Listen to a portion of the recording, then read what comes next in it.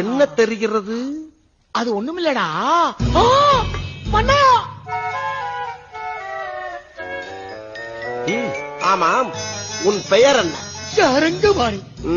வேலையெல்லாம் முடித்துக் கொண்டுதான் வேலை பார்த்துக் கொண்டிருந்தாயா? இல்லை மன்னா, பார்த்துக் கொண்டிருந்தேன். காலையில் 9:10 வேலைக்கு வருவது, ஈட்டியை நீட்டி பிடித்தபடி சுவரோடு சுவராக பள்ளியை போல் ஒட்டி இருந்துவிட்டு மாலை 5 மணி ஆனவுடன் வீட்டுக்கு ஓடி விடுவது. இடையில் 1 மணி நேரம் உணவு விடுமுறை வேறு.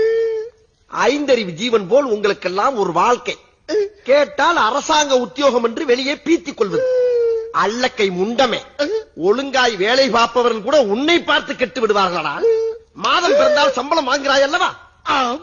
என்ன நோம் மன்னா?